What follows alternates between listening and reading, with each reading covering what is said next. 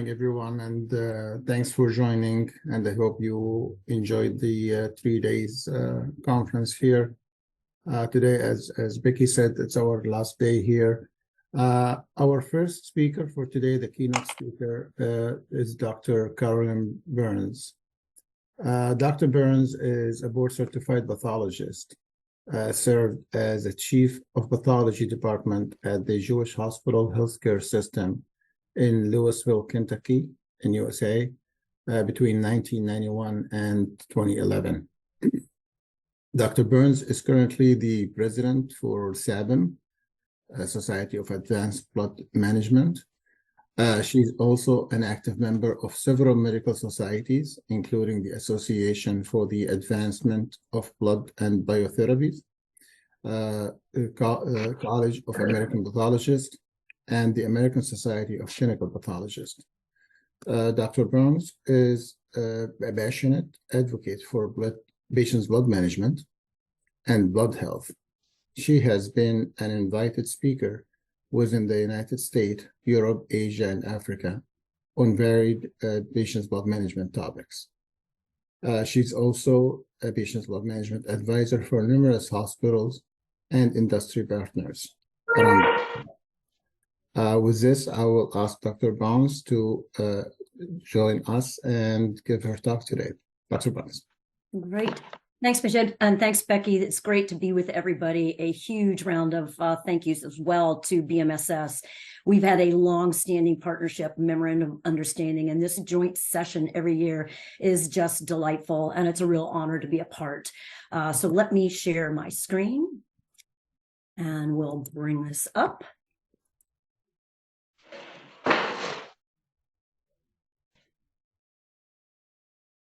Change the swap. Can you all see that in the screen now? Yeah. Great. Thank you. So I was actually very excited when the committee at BMSS asked me to talk about plasma, because many of you already know, as you've come to know me over the years, I am a self-proclaimed plasma phobe. I think plasma is probably the most misunderstood, misused, and I'll just say abused product that we have. And I think that comes from a huge lack of understanding about what is, as you can see, I have here the subtitle of what's the real deal with this yellow stuff. So what I'm going to try to walk you through is a little bit of that story, the state of the science on the efficacy, or rather the lack thereof, and the adverse outcomes that are associated with plasma transfusions. My obligatory financial relationships, I'm not going to be discussing any of that today. Please feel free to contact me either through my email, as listed at the bottom of the slide, or also you can get a hold of me through SABM. And any of you, by the way, who are not members of SABM, I would welcome you joining. So please become a part of that wonderful society. So again, my purpose is to walk through the state of the science, where we are regarding plasma, and particularly as it relates to this kind of overarching concept that we're all really pushing of blood health. I think it's important for us to understand that risk of transfusion in general, what are those principles and pillars of PBM, and emphasizing again that concept of blood health, blood as an organ.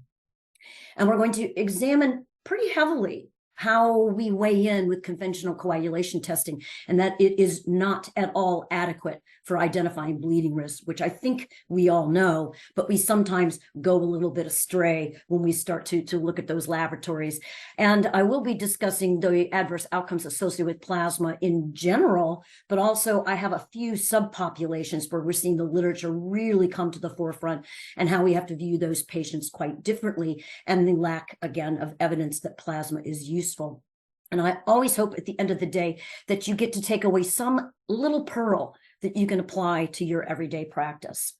So if we look just in general at the risk-benefit ratio of transfusion, I won't belabor this, but I think the bottom line is we've really tipped the scale. I can tell you this has occurred even during my tenure in my career, that I started out in the early 90s, so I'm dating myself as always, but I really did think that when we gave things like plasma and platelets, which by the way, you're going to hear Dr. Blumberg talk about platelets, the other yellow stuff, and are we really preventing or stopping bleeding?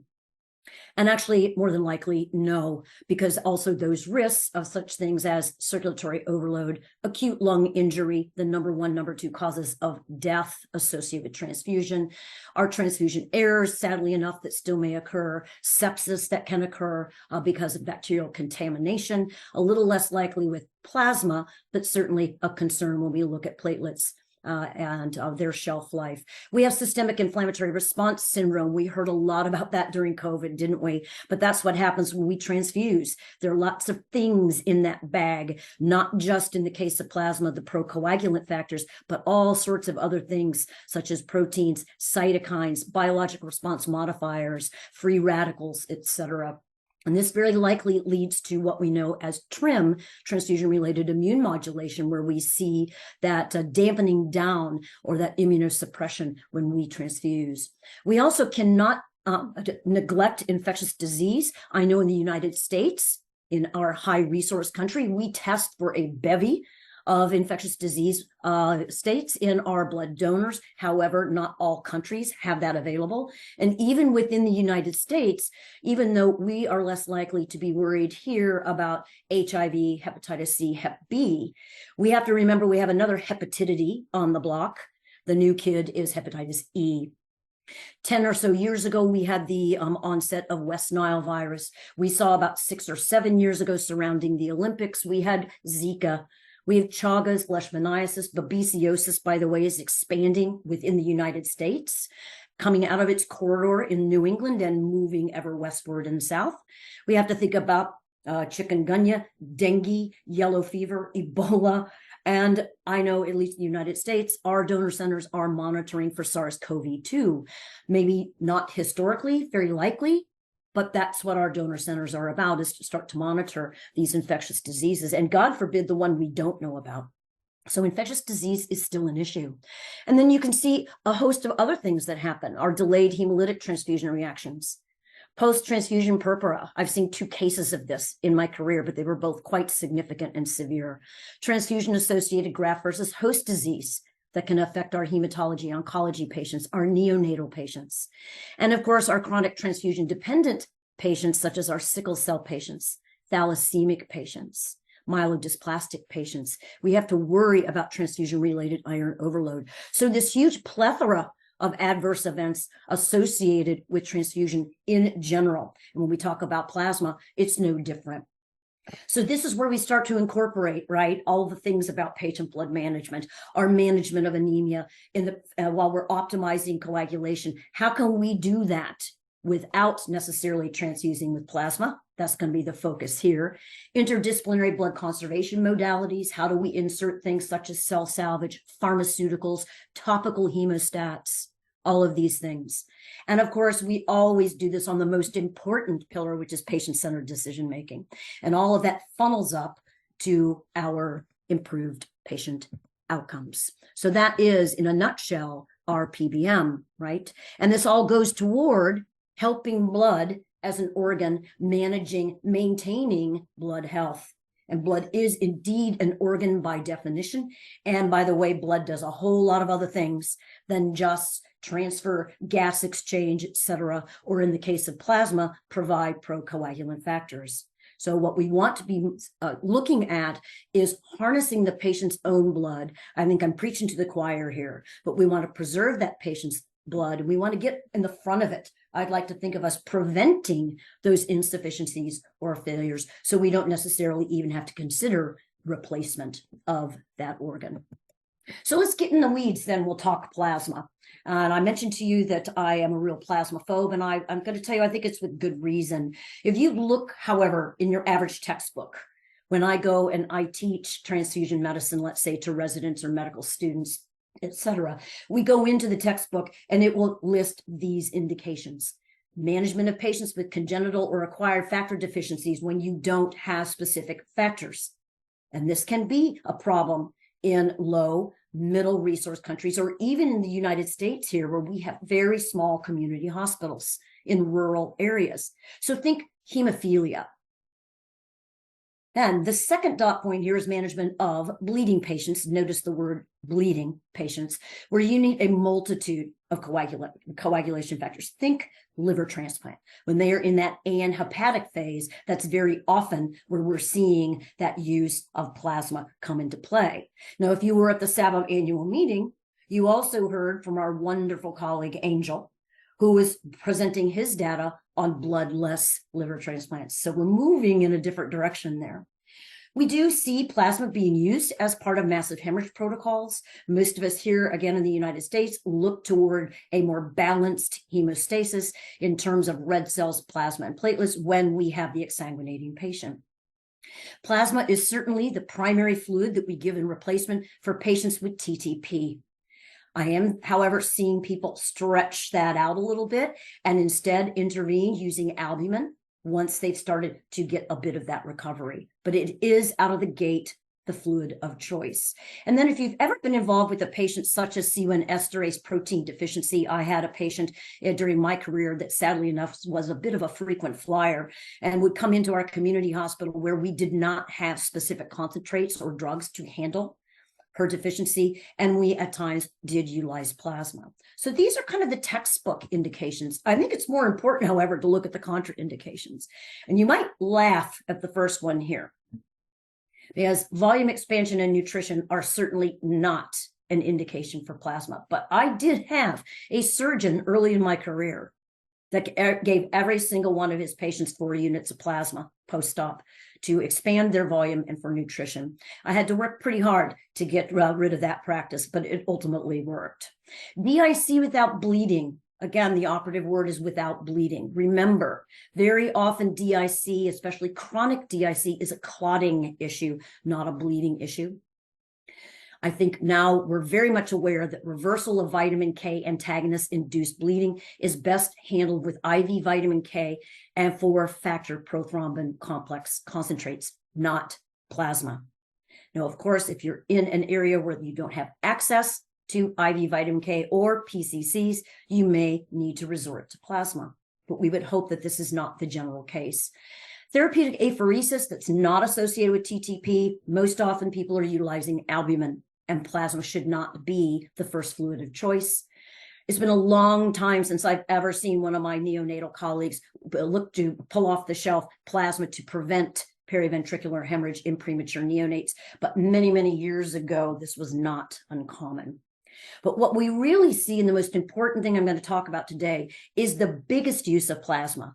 And that's in patients with mild to moderate elevations of that PT-INR, that conventional coagulation test, without bleeding. And I'm going to show you the epidemiology of this. So when we look back even in 2015, the group up at Pittsburgh led by Daryl Triulzi did a very nice study over a year where they looked in their hospitals. They had 10 of them. They had about 72,000 some plasma units to over 9,000 some patients. Now, before I even got into this paper, I'm thinking, well, I know Pittsburgh has a huge trauma center, huge transplant, huge high-risk OB, et cetera, and the biggest use of their plasma is going to be part of massive hemorrhage protocols. It was not. Notice 80%, 38% general ward, 42% ICU, 80% of plasma was utilized in those two arenas in non-bleeding patients with quote unquote elevated INRs. And notice that when plasma was given, 45% of it was given as 2 units, 15% as 1 unit. So when it was utilized, it wasn't dosed appropriately. The average adult dose is 3 to 4 units based on weight-based dosing and or the volume in each bag. So what we're seeing is we're using it in patients that are not bleeding, and we underdose it. And in the words of Dr. Triulzi, when he presented this paper here in Kentucky as part of our Kentucky Association of Blood Banks meeting, he basically said, you might as well open up that bag and let it run on your patient's chest for all the good that is going to do. Now, notice also that only around 42% of the patients that received the plasma had their INR go below 1.6. That was if they repeated the INR. Because very often what happens is that we react to the INR, we treat, quote unquote, the INR, and we don't bother to see if it did what we hoped it was going to do In other words, push that lab value down. And notice they're using 1.6. But this study, basically the epidemiology shows that we have non-evidence-based plasma use. We use it inappropriately in patients that are not bleeding. And when we use it, we just give a teeny bit and we think we're going to do goodness. And there's more. Another study that looked at plasma use, just over 1/4. Notice almost 50% were against their own internal guidelines. Over 1/3 of those that were given were non-bleeding, that magical, in other words, other category. So we're still seeing this misuse of plasma. A Canadian study over 1 year, again, 11,000 some units, over 1/3 had no indication given. And 2/3 of those were given to non-bleeding patients, even though they weren't going to have any planned procedure. And they had an elevated INR, the majority, and they're choosing their number at 1.8. which I will tell you as we go forward, that's at least a little more accessible than using a 1.6 or the magical 1.5. So we can ask ourselves then, why are we doing this? Why are we giving plasma inappropriately outside of the hemorrhaging patient or perhaps that patient with TTP? And I think it's because we make some assumptions. And this first assumption, as put forth in Dr. Paul Mintz's textbook many years ago, which is kind of my Bible, he talks about the fact that abnormal coagulation studies absolutely do not predict bleeding risk. I think we all know that in our heart of hearts. But there's a little bit of an issue when we are particularly in the intensive care unit, and we've gotten that blue top tube, and now we're presented with that PT INR, and it's outside the normal reference range. So we start to say, well, let's go down road number 2 here. That maybe if I go ahead and I transfuse plasma, particularly if my patient's going to go for a procedure, then that's going to help me correct this hemostatic abnormality. And notice my word in front of that is presumed. So now I've gone from assumption number 1 to presumption number 2. And then I think, well, and I think we all as providers, we want to be proactive. We want to help our patients, right? So we go down road number 3 and we provide prophylactic plasma because we think that's going to help as opposed to waiting to provide it perhaps therapeutically. And I'll just say this, as the wise person once said, sometimes the road less traveled is less traveled for a reason. But we go down the road.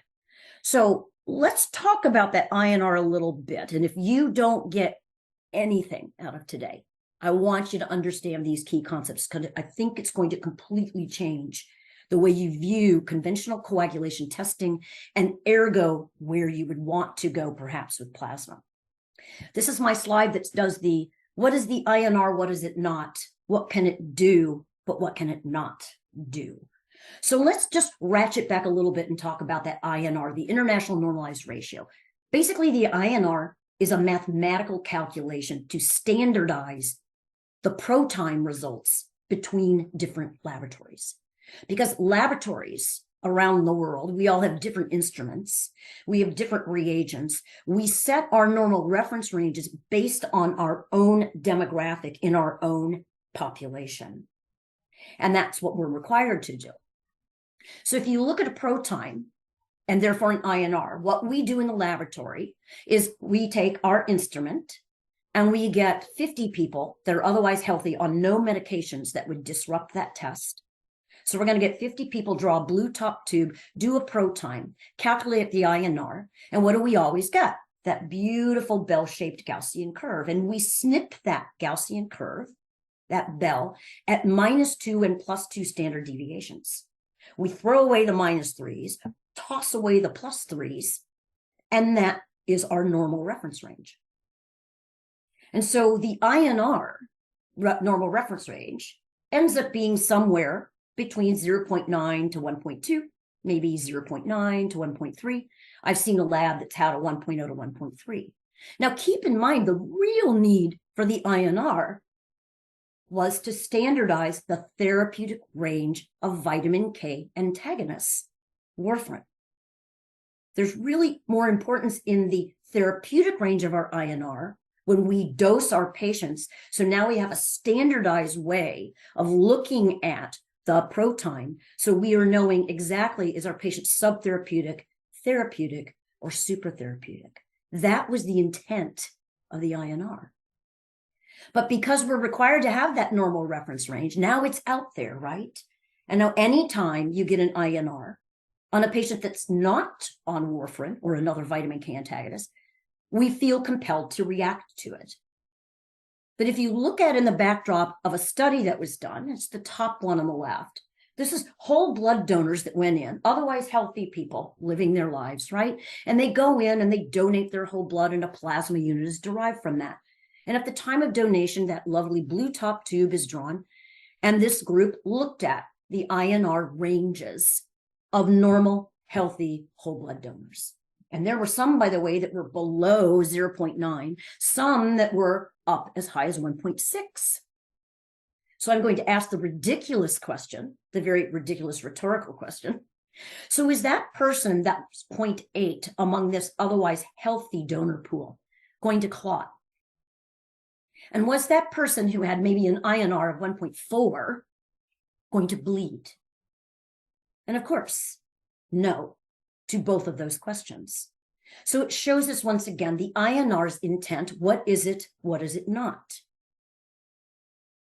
And better yet, this study went on to show as well that when you take people and you have an INR that is outside that reference range, particularly if it's below 1.7, you can give plasma till the cows come home and you will not budge the number. Notice the graph on the right, it's curvilinear. You get that decrease in INR for a certain period of time, and then when you get to be at about 20 to 25, maybe 30% of factor activity, you have sufficient factor activity to maintain hemostasis, and you start to flatline, and you're not going to change the number. So this also tells us that what's in the bag of plasma? All bags of plasma are not created equal. Plasma from me will have different factor level activities, albeit I'm healthy, but I might be walking around with factor level activities of 50 to 75%, perfectly normal. But Becky might go and donate her plasma, and her factor activity, if it were quantified, would be maybe 100 to 125% activity. So what's in the bag, by the way, your donor centers are not quantifying or even qualifying each and every factor in that bag. The only product that actually quantifies a minimum standard is solvent detergent plasma. So the bulk of our plasma is coming from whole blood donors, otherwise healthy. We don't know what their INR is walking around on a daily basis, and we don't know what their factor level activity is, which results in the bag. We're assuming it's adequate. So those 4 bags of plasma you give are not created equal. So all of this, once again, proves what the INR is, what it's not, what it can do for us, and what it can't do. And if you look at this again, as we've seen in 2 different institutions, I mentioned in the Triolzi study that only 40-some% actually, quote unquote, normalized their INR. For their normal, that was below 1.6.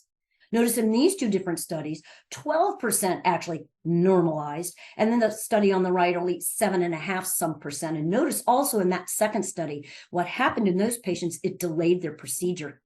And they also had almost a 6% reaction rate for both Taco and Trally. So we're not doing our patients necessarily any favors by delaying procedures, having these adverse outcomes, and normalizing an INR is not necessarily the point of the endeavor. So implementing change, we've seen 2 institutions do this. Both University of Texas Southwestern have published, as well as Rhode Island. Excellent educational opportunities that now 2.0 is the new 1.5. And no harm to patients, no increases in bleeding, no increases in mortality rate when we use less plasma and we avoid plasma for that magical 1.5. By the way, as an offshoot, I've always wondered where we came up with that magical 1.5. Why isn't it 1.4 or why 1.6? I've never seen the definitive article, and I would love to know. I think personally the 1.5 came from many, many years ago when in the laboratory, we defined an abnormal pro time as 1.5 times the upper limit of the normal reference range. So maybe it's a bit of a shame on us in the laboratory that we failed to really educate around what the INR was intended to be for therapeutic purposes and not as a predictor of bleeding. But it does show you, and if you believe in the graph from the prior slide, then that's going to tell you as well that really it might be 1.7 or 1.8 or even as high as 2.0. So I think also this makes us beg the question, when you have a patient, let's say in the intensive care unit, and their INR is elevated outside that normal reference range, and you're not using that INR because they are on a vitamin K antagonist, why is it high? We have to ask the 50 whys. And this group actually did that. And they looked at all of their patients that had INRs greater than 1.5. And they did factor activities, anticoagulant factor activities, D-dimers, etc. The most common pattern was vitamin K deficiency. Patients can become vitamin K deficient very quickly when they're in the intensive care unit. Liver disease was the second most common. I can tell you that was very common in my facility because we had a large end-stage liver disease program and transplant program. Third most common was residual direct oral anticoagulants. There are a ton of patients now out there on our 10A inhibitors. None of these specimens showed evidence of DIC. So ask why. And if vitamin K deficiency and liver disease are number 1 and number 2, we might be able to treat that abnormal INR, I'm using that word loosely, with IV vitamin K and not reach for plasma. So I'll be fair, however, let's just, again, kind of go back a little bit in the literature. It really wasn't until 2010 that we saw any evidence-based plasma transfusion literature that came to the fore. And in this particular study on the left, this group got together and used the grade method, and they looked at many different clinical scenarios as listed there. And at that time in 2010, they really found that the evidence showed that plasma was useful as part of a massive hemorrhage protocol. We need to give a little yellow when we're giving red. And also in the event of warfarin-induced intracranial hemorrhage. Now think 2010, this is before PCCs came to the market. Fast forward to 2012, 21 trials were reviewed by this particular group. They did not include trauma hemorrhage.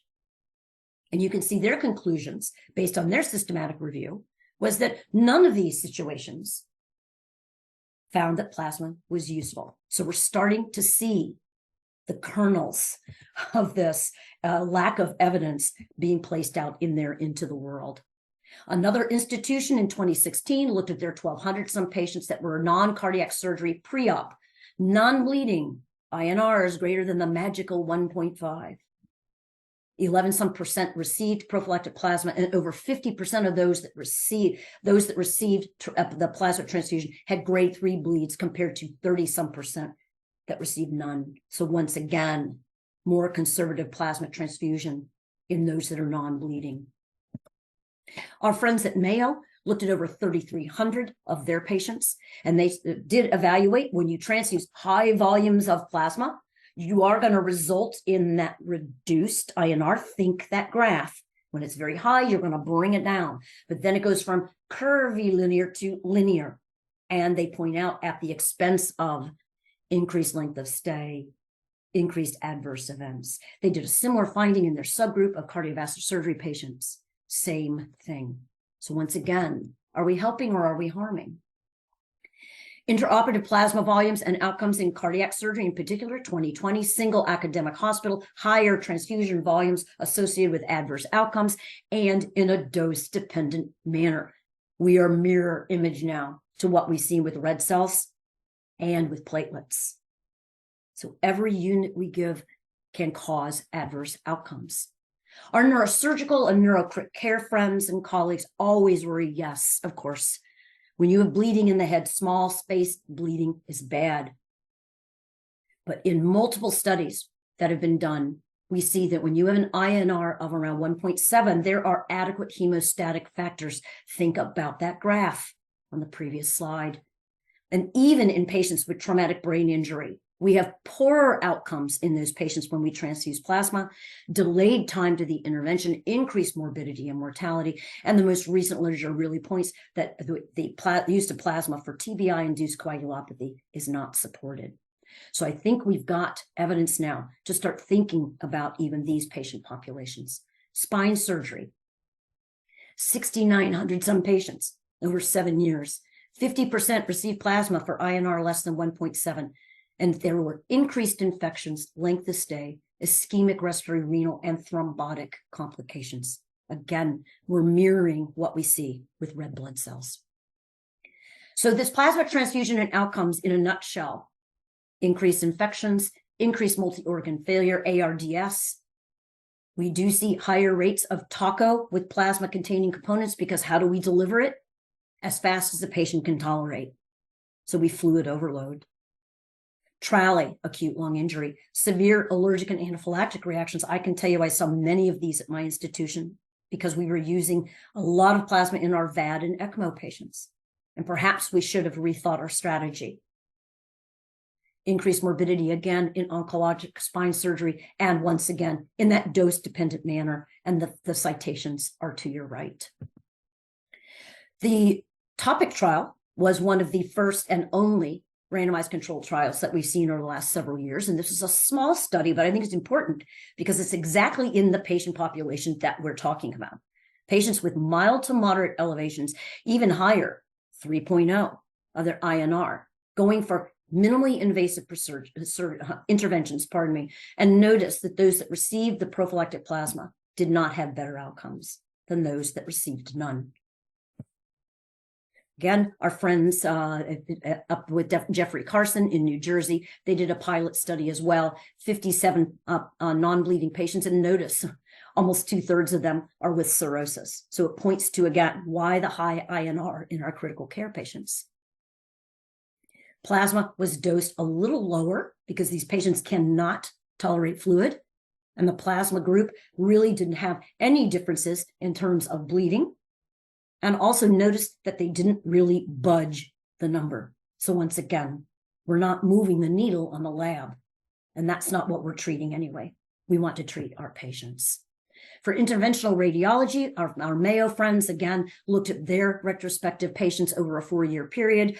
The 1,800 patients that had the INR greater than or equal to 1.5, almost 10% received plasma. No differences in outcomes except that those patients that received plasma actually landed in the ICU more frequently. Our end-stage liver disease patients, let's focus on that as a subgroup. Very nice guidelines now, even in the backdrop of interventions on the GI tract, that we can allow these patients, because of their rebalanced hemostasis. Remember, end-stage liver disease patients, their liver is just as bad, making anticoagulant factors as procoagulant factors. And they actually have an increase in von Willebrand factor as an acute phase marker. So they have normal, if not heightened, thrombin generation. So they have a rebalanced hemostasis. We heard about that at the SABM annual meeting. And it is true if you look at your liver disease patients. So recommending an INR not be an indication for plasma transfusion if it's at 2.5 or less. Maybe if it's higher than that, think about, again, IV vitamin K and a lower dose of plasma if absolutely necessary, watching their volume. The end-stage liver disease and INR values as recommended from the AGA, they really recommend against the use of that because the INR, again, is not predictive of bleeding in these patients. And actually, if you talk to your liver transplant folks, they'll tell you they worry more about clotting. My liver transplant surgeons certainly did. They also in the AGA recommend viscoelastic testing. I've seen many, many times that the INR is very high, but when you get a viscoelastic test such as TEG, Quantra, ROTEM, you will see a normal pattern on VET.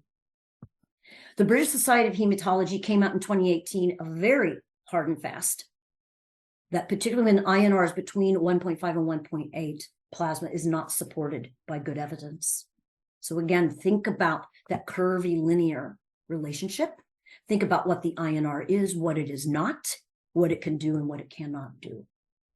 Now, I'll just bring up one thing very quickly about the cost of plasma, because it's not infrequent that I am working with a facility, and many of the docs, particularly when we're talking about, excuse me, anticoagulant reversal. They'll say, well, Carolyn, prothrombin complex concentrates are pricey. In my demographic here in Kentucky, it's roughly for the lowest dose around $2,200. Now I say, so Carolyn, plasma's cheap. And I'll say, well, plasma really isn't cheap. First off, we can't cheapen the adverse outcomes associated with it, right? But also, let's just talk the dollars. And when you look at activity-based costing of plasma, plasma was found by the same group that did this for red cells and platelets. Plasma, a single unit, was found to be 10 times higher than the acquisition cost. So I point out to my clinicians here that in my demographic, plasma per bag is $50 a bag. An adult dose, 4 bags. We're going to do the math. 50 times 4, 200 times 10 with the activity-based cost, that direct and indirect cost analysis, which doesn't include the cost of the adverse outcome. So now we're talking $2,000. So it's at least equivalent to PCC, which is going to reduce your INR and your bleeding faster. And most often, if you look at the amount of plasma you need to give to override and change that INR, it's not just the 1 dose, it's 2 or 3. So now we're talking $4,000 or potentially $6,000. So plasma is not cheap. We have to look at it differently. So I'm going to end here with a beautiful visual that comes again from Paul Mintz's textbook. And I think gives a really good view of where we are, even with platelets, by the way, that again, Neil's going to talk about, and our INR. And I think it really helps to elucidate and focus on, we aren't in the hot zone where we really need to think about plasma transfusion. We can consider other things until our INR is very high. So just a nice way to kind of capture that and maybe round out this discussion. So I will stop there. Thank you so much. And I look forward to hearing the rest of the discussions this morning, the sessions. Thank you to BMSS and everyone that was on the planning committee for inviting SABM to participate in this. We always enjoy being a part of the conference. So thanks very much. And I'll wait questions. Thank you very much, Dr. Burns. It's a great talk. Everybody agreed, but everybody cannot do anything about it. So sorry to say this. So now gonna